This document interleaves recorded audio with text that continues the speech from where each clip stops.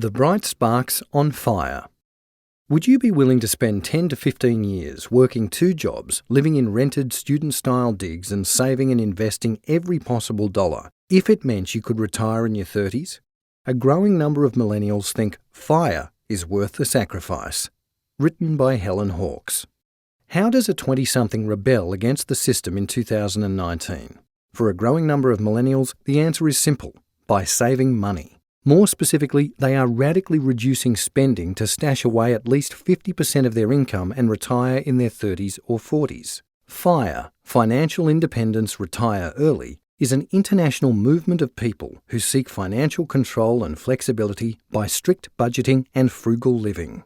They have an aversion to debt and work extra jobs to boost their income early in life, then rely on low-cost growth investments such as exchange-traded funds, ETFs, to both build capital and draw from in early retirement. It's about having the freedom to pursue your dreams and ambitions no matter what your age, says Deacon Hayes, author of You Can Retire Early, Everything You Need to Achieve Financial Independence When You Want It.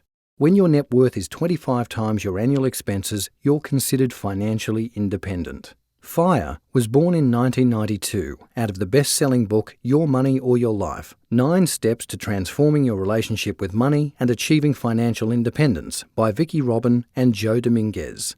In the book, the authors correlated expenses and time spent at work to hours of your life. The movement first gained popularity in the US, spread through a 1990s newsletter called the Complete Tightwad Gazette. Today, the FIRE message is shared through blogs and podcasts, with one, Fire Drill, downloaded 7,000 times per episode, securing it a spot in the top 100 investing podcasts on Apple's US charts. You'll find other specialist forums on Reddit devoted to the FIRE movement in Australia, the UK, Europe, Canada, and Asia. Rich Dad Poor Dad, Retired Millennial. FIRE is one of those radical ideas that divides people because it involves some of the most personal things human beings deal with: money, relationships, and self-worth. Due to the passion stirred by the FIRE movement and his job in the public sector, the millennial behind the blog www.aussiefirebug.com prefers not to disclose his full name. Matt says he was always good at saving and being frugal, and discovered the FIRE movement online in 2014. FIRE is basically like financial independence, FI, on steroids, he says. I knew FI was possible, but the people who had achieved it were all much older than me, so I assumed it must take decades of saving and investing. Matt's investigation of FIRE strategies convinced him that FI as early as your 30s was possible, and the hundreds of people who comment on his website seem to agree. One writes, "You merely need 10 years of pure sacrifice. I started late in my career, first decent job at age 30 and little money, rented a small room paying little and close to work, worked hard, overtime, etc. Scrooge for first 5 years, I took every dollar as gold because I understood the power of compounding. Post 5 years, started to go easier on finances, invested from day one. Fortunately, it was 2008-2009 onwards. Bought a mixture of shares and Aussie properties, had a like-minded partner so it was a breeze, retired age 38. Partner works 1 to 2 times a week. 2 kids, net worth $2 million Australian dollars, including super." Matt says Australian FIRE chasers focus on investing in shares via ETFs and listed investment companies and believe there's a good chance they will be able to live off 4% of dividends from their portfolio forever, which also factors in inflation. This includes cashing in some of the shares over time. This investment strategy is common to FIRE groups in other countries, although some include other sources of investment, such as rental property. Financial independence. Retire when? Sydney-based investment consultant Dominic McCormick believes that, on the one hand, a rebellion against materialism is long overdue. Careful spending in the consumer system we live in is also probably a positive, as is the willingness to be flexible about how you earn a living in response to the way the world is developing, he says. Psychologist Jane Enter of Cape Byron Medical Centre agrees. Millennials are extremely smart, and they've looked at the way that boomers consumed and worked and said they want greater balance and to do life differently. The FIRE movement is also characterised by a desire to avoid reliance on government handouts. However, the investment strategies used for FIRE by many millennials may be overly optimistic, McCormick believes. There seems to be excessive reliance on the rule that you can withdraw 4% of the portfolio each year and the growth as well as the income will reliably replace this. What would happen in a deep or extended bear market, he asks. Even those who are older may face problems, and we're talking about millennials who are looking at least 50 years of retirement. That said, many FIRE followers, including Matt, say they never plan to retire, they just want to be financially comfortable enough to do work they love. Others start later in life and don't have such an enormous portfolio to build. Financial consultant Ivan Guan, author of Fire Your Retirement, 3 Simple Steps to Financial Independence and Retire Early, and founder of www.sgmoneymatters.com, says, FIRE is a widely discussed subject among the online community in Singapore. Typically, FIRE becomes a topic when people reach their 40s. It is probably because they are sick of their corporate jobs and want to make some changes. At the same time, they have more financial resources, such as savings and time, as their children have grown up, to devote to FIRE. Fire-proofing life.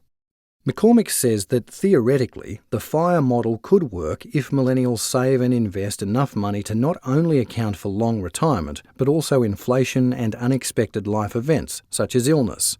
Over a longer period of time, it is more likely that some form of disaster may hit. If you are retiring on a very frugal budget, you need everything to go right, including in life and the assets market. Often, FIRE followers just look back at how equities have done recently and assume high single-digit or double-digit returns. At the same time, younger people who follow FIRE need to be willing to give up on eating out a lot or going on expensive holidays, and a lot of millennials are about experiencing life as well. I don't think of FIRE as restricting my spending, says Matt. I think about it as a shift in mindset and identifying what truly makes me happy. I'm human. I buy stuff I don't need all the time, but I know that spending money on something I don't need will mean I'm delaying my progress towards freedom. He and his partner don't buy the latest smartphones, and they rent a small unit instead of buying a house. On this, Guan himself, a millennial, concurs. There's nothing wrong with buying a house if you can afford it. However, tying down your financial resources to a property, especially in Singapore, creates a huge future liability and opportunity cost. If you have a mortgage to pay, you simply can't quit being a slave of your work. Matt and his partner also focus on the small stuff that adds up. We make little smart decisions like always packing lunch for work, using credit card rewards for cheap flights and insurance, trying not to buy any clothes at full price, and stocking up on specials at the supermarket. We average $600 Australian a month at the supermarket, which is quite expensive and something we could really tighten up if needed. In a normal year, we save 60 to 65% of our income. We still go out for drinks once a week and get a Friday night takeaway. But if we haven't retired within 5 years, when I'm 34 and my partner is 32, something has gone drastically wrong.